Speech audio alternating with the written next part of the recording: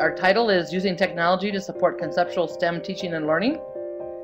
And we have our three presenters, other team members. We have team members who are in content areas at Kenyatta University, mathematics, physics, biology, and chemistry, as well as we have some colleagues from Syracuse University and California State University, San Marcos, and California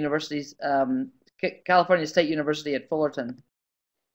Our objectives for our project are to support teachers, math and science teachers in Kenya, in integrating technology, both pre-service teachers and in-service teachers, helping them develop deep and connected content and pedagogical content knowledge, building connections between the pre-service teachers' preparation and in-service teachers' work.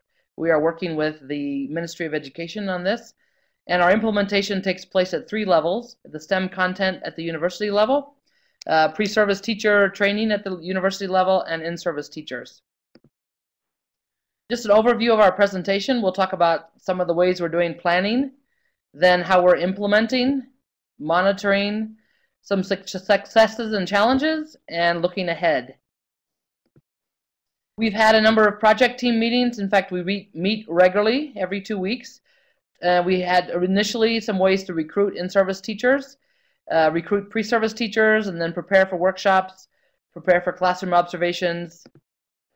Here's a photo of some of us at a project team meeting. As we mentioned, we're working with STEM faculty.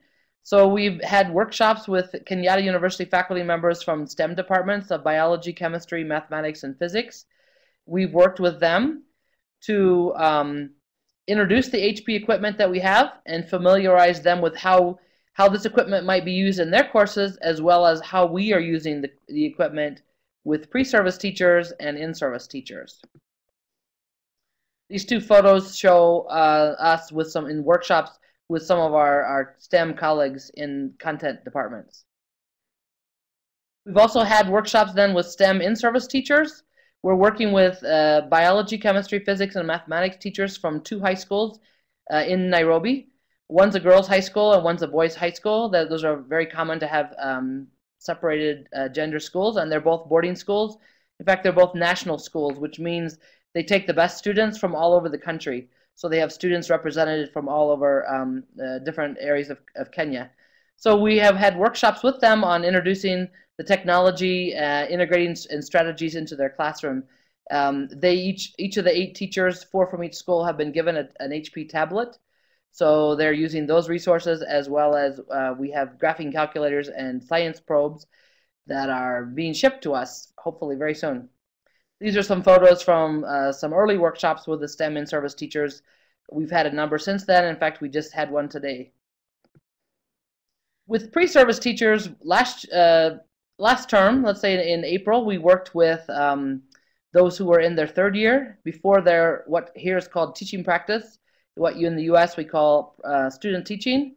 We had workshops with them with introducing the technology, as well as then giving them practice in interacting with simulations, demonstrations, online resources, and how they might integrate that into their teaching. Then this shows some of the workshops with them. Let me go back for just a minute. We've now done workshops with those students who are now 4th year students, getting feedback from them, as well as we've had 2 workshops with 3rd year pre-service teachers, and we have our computer lab set up, and we're going to have a series of times that they can sign up to come and work in the computer lab. Each week we'll have a focus, starting next week, have a focus on different resources and how to integrate them. In implementing, we have sort of some photos from 3 things here.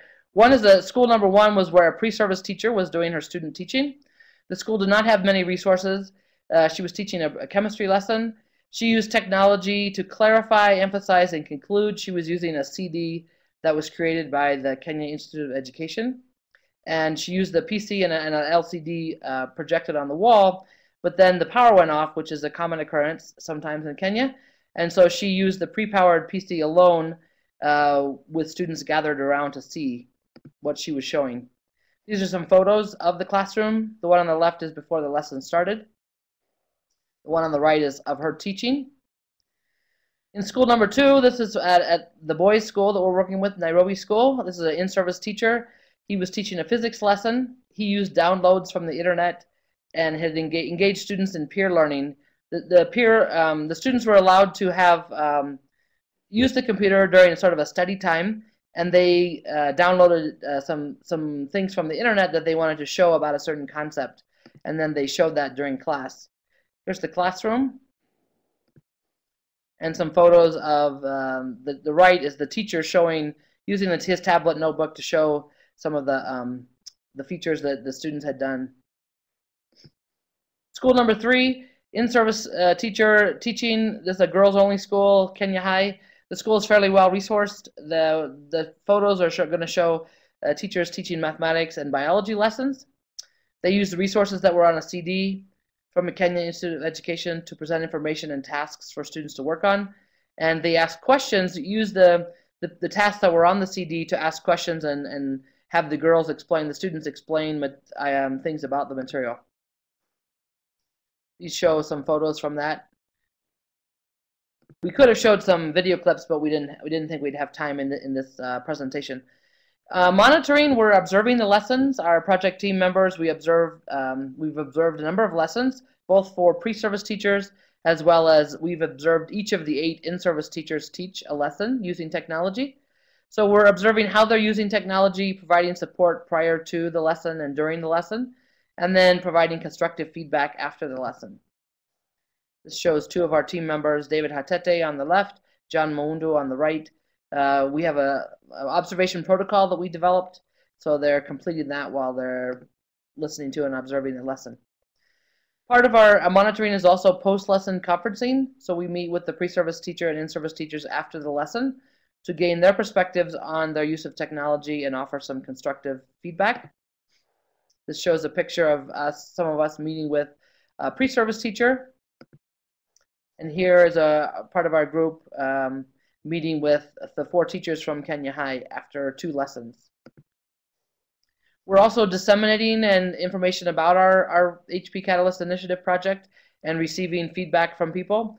Project team members presented at the HP Summit in New Delhi, India in March of 2011, and also at the 2nd International Conference on Education at Kenyatta University in July of 2011. This first series of photos show there's a man, Moses Ochanji, who's part of our team. He's from Cal State Marcos. He's a Kenyan. He's presenting. This is at the HP Summit. And then the second picture on the right shows him clear over at the right. There are people gathered around his table. This is at the 2nd International Conference on Education. This is Moses Ochanji presenting with Tom Diana. Some of the challenges and successes, there's not always, technology equipment is not always available at Kenyatta University. This picture shows people gathered around tablets because we were sharing computers at that time, yet we didn't have our computer lab set up. So people are gathering around sharing. So we had, about 40 or 50 teachers, pre-service teachers in the workshop. So they had to share, maybe 6, 8 people at a computer. This is in the pre-service teacher's classroom. After the power went off, she had students then gathered around the tablet to be able to see some of the things that she had prepared. This is another picture of the pre-service teacher teaching the chemistry lesson. You can see that there's no screen, so she projected onto the wall, which was okay, but not as good as if it had a screen, because partway down there's blue paint, and so it didn't give the best projection. Some of our successes are that teachers are teaching with technology despite lack of electricity.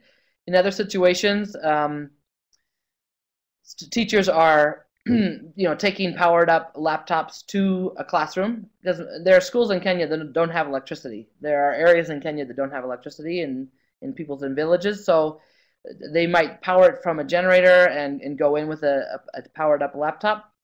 Also, teachers who have not used technology in the past are now using it. Teachers are often demonstrating using the LCD projector when the equipment is limited, and they're engaging students in peer teaching. It's often the case that if a school has a computer facility, it's right now reserved pretty much for those students who are taking the computer studies class, so it's not easy for other students to get there. Looking ahead, we have facilities both at the university and the computer lab, and the photo on the right shows some of our part of our computer lab setup with the HP equipment. In planning for year 2, we've obtained feedback from the pre-service teachers and the in-service teachers. We're going to use what we learned in year 1 to plan for year 2. We've also activated our virtual room and are going to get our 8 in-service teachers online with us. And we want to use the science probe kits and graphic calculators as soon as they arrive. We're planning workshops for year 2. We are using, as I said, using the graphing calculators, having more engagement with policymakers and STEM educational leaders. We've now entered into, or we're working on entering into, a memorandum of agreement with the Ministry of Education's Center, National ICT Innovation and Integration Center, Technology Integration Center. In fact, we were there today and brought our teachers there for a workshop. Want to increase teachers' access to good classroom practice with technology and strengthen existing collaborations. And I think that's it.